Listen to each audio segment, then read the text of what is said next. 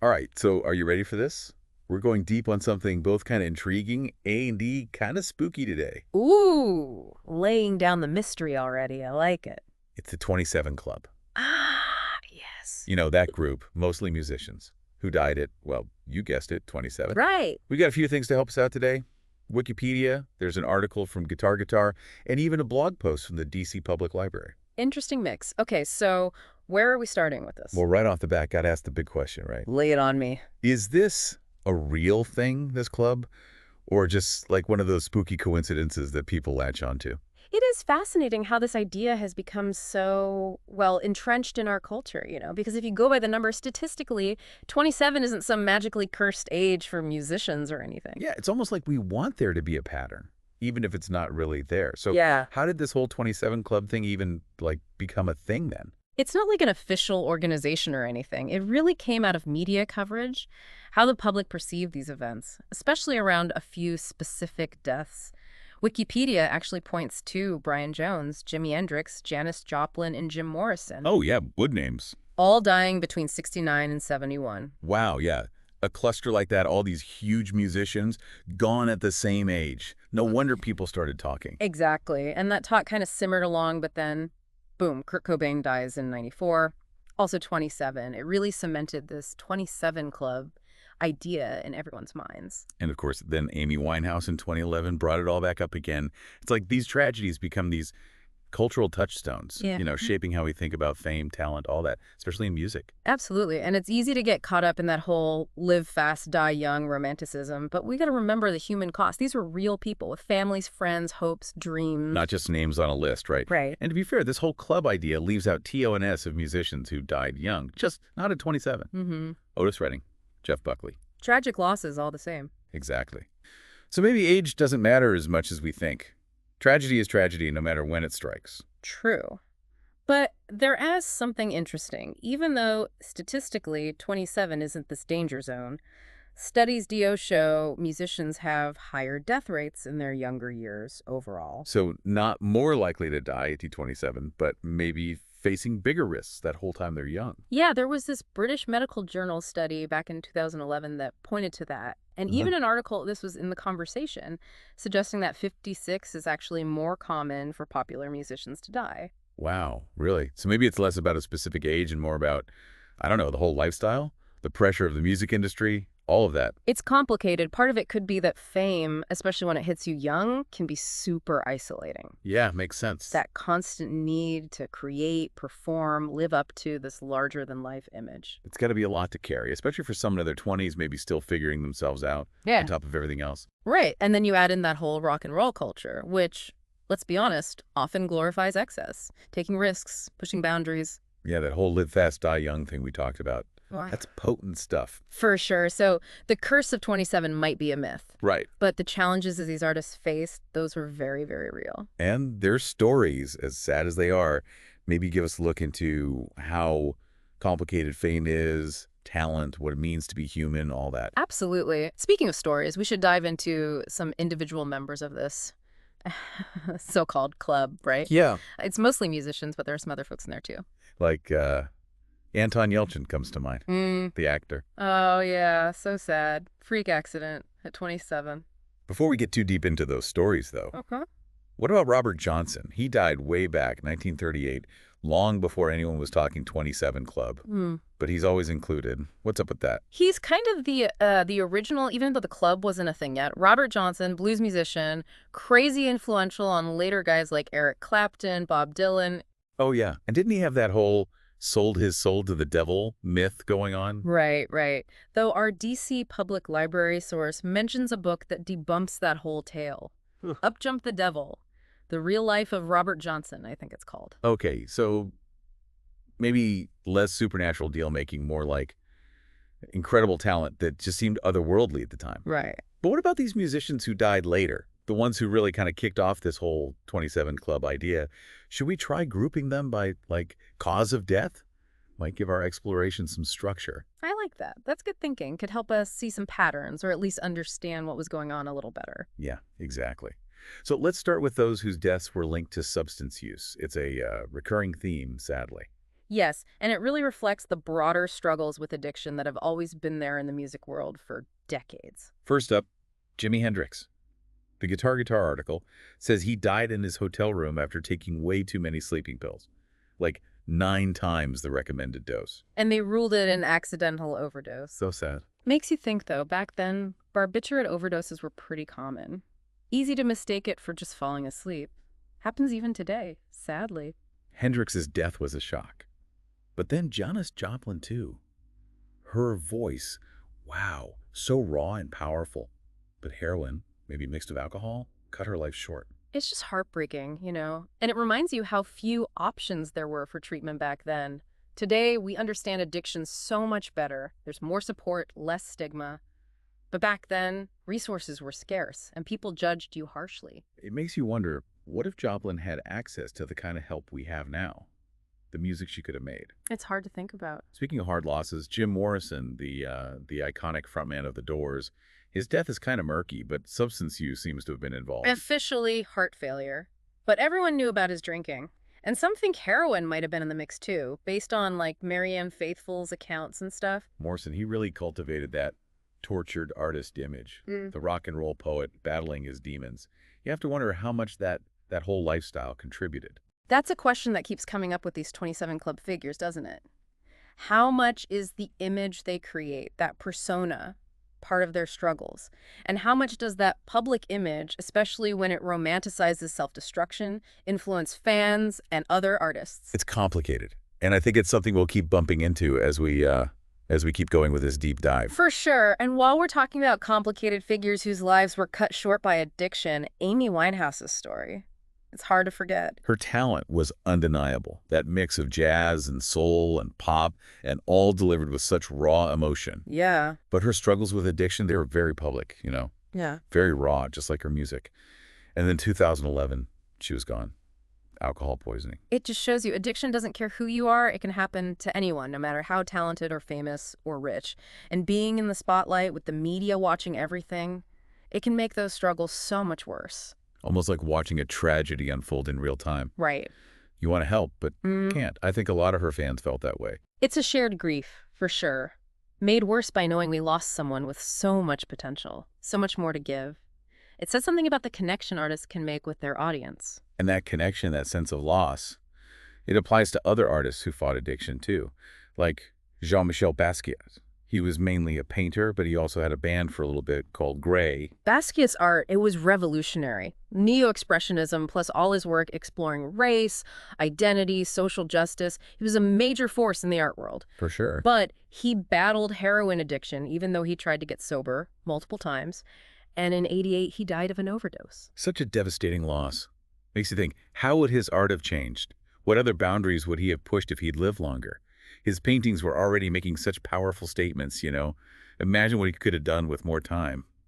It's a really interesting thought, and it reminds us that these 27 Club people, they weren't just musicians or artists, they were complex individuals, and what they left behind goes way beyond how they died. Absolutely. And their stories, even though there's a lot of myth and speculation around them, they still teach us a lot about being human, the creative process, fame and addiction, all of it. And as we keep digging into this, we'll keep looking at those themes, peeling back the layers of their lives, figuring out what made them tick, what drove their art, and ultimately what led to their tragic endings.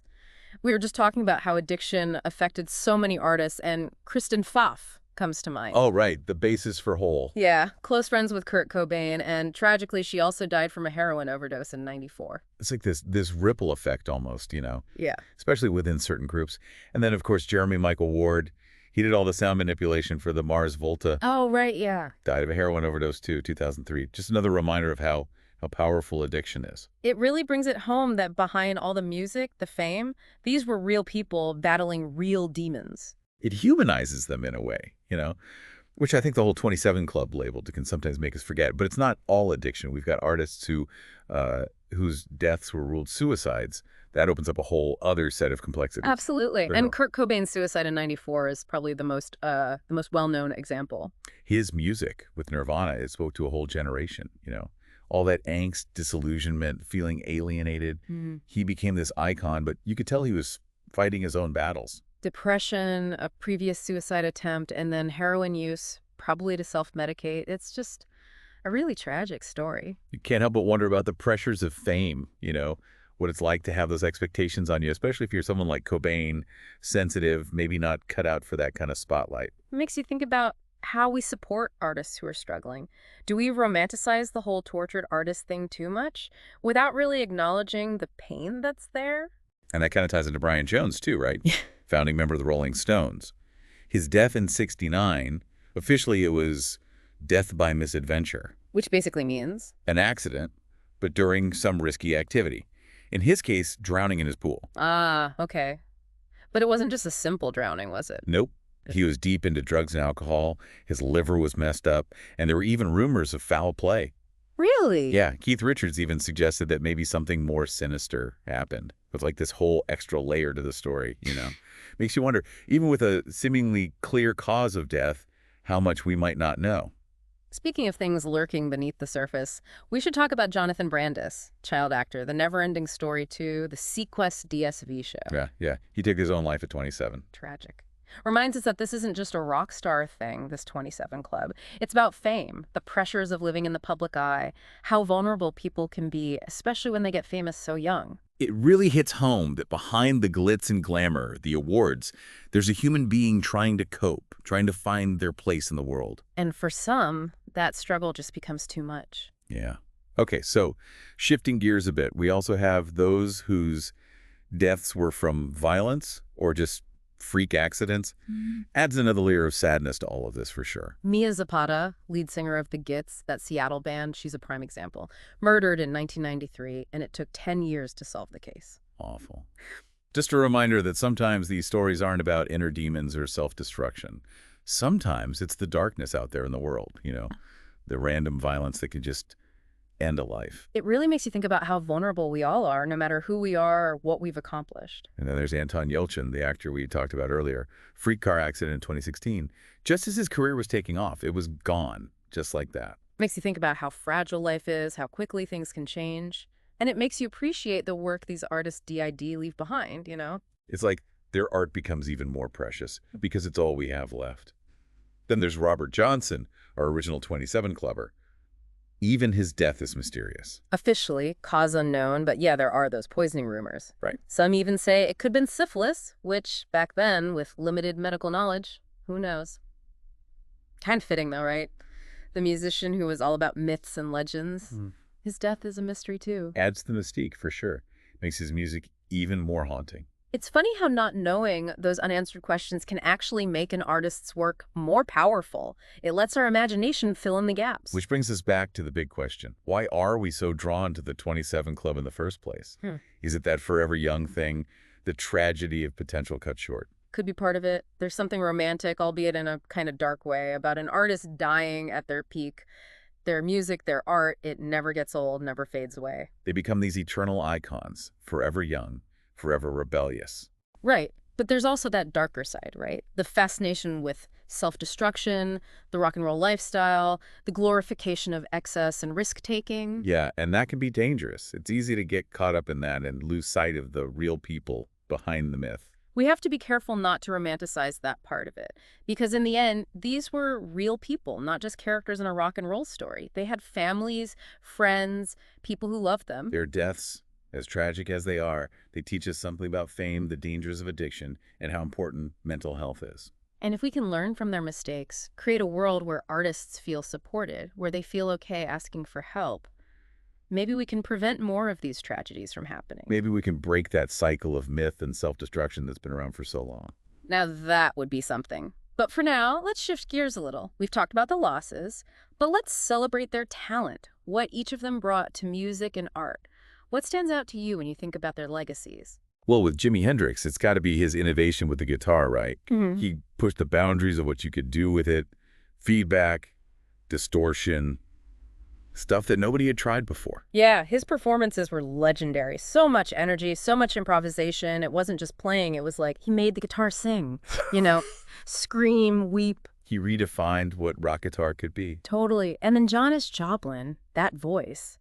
It was a force of nature, so raw, so powerful. She embodied that whole spirit of rebellion in her music and just how she lived, and she wasn't afraid to be vulnerable, to let it all out on stage. That rawness, that's what people connected with. And she paved the way for so many women in rock, proved they could be just as raw, just as powerful. Absolutely. And then there's Jim Morrison, the Lizard King. He was a master at creating that mystique, that air of danger and poetry. His lyrics were often dark, introspective, all about death, desire, searching for meaning. He was such a captivating frontman, not just a singer, more like a, I don't know, a shaman, a poet, someone who made you think. Then you have Amy Winehouse. She had that incredible voice, so smoky and soulful. Even with all her struggles, her songwriting, it was so raw, so honest, so personal. She put her whole heart into her music. She sang about her pain, her heartbreak, her addiction, and that's what connected with people, that honesty. It's like she was reminding us that even in the darkness, there's beauty in the broken parts, the imperfections. Jean-Michel Basquiat. We talked about him as a painter, but his influence went way beyond that. His art was bold, colorful, often political. He tackled race, identity, social justice. He was a rule breaker in his art and in his life, a true original. And even though he died so young, his work still inspires people today. It's a reminder that art can be powerful, that it can challenge the way things are, that it can give a voice to those who don't have one. And speaking of giving a voice, Kurt Cobain. With his raw lyrics, his anti-establishment attitude, he became the voice of a generation. He tapped into that feeling of disillusionment, the alienation that a lot of young people felt back then in the early 90s. He didn't want to be a spokesperson, but his music spoke for itself. It reminds us that sometimes the most powerful art comes from pain, from searching, from questioning everything. We can't forget Brian Jones either. Yeah. Even though he had his struggles, he was crucial to shaping the sound of the Rolling Stones. Right, all those instruments he played. He brought that bluesy, psychedelic edge to their early music. Yeah, and his contributions often get overlooked since the band went on to be so huge later. But he was there at the start. It's important to remember those early influences, the people who laid the groundwork for the music we love. Which brings us back to Robert Johnson, the man who only recorded 29 songs, but had this massive impact on blues and rock. His music was raw, haunting, so full of emotion. Died long before the 27 Club was even a thing. But his influence on later musicians is undeniable. It proves that sometimes it's not about how much you do, but the quality, the impact even a small body of work can have. It's the power of one voice, one guitar, to move people, to inspire them, to really connect on a soul level. And that's what all these 27 Club artists did, despite their flaws, their struggles, they created art that resonated, that moved people, that left a mark on the world. And that's something worth celebrating, worth remembering.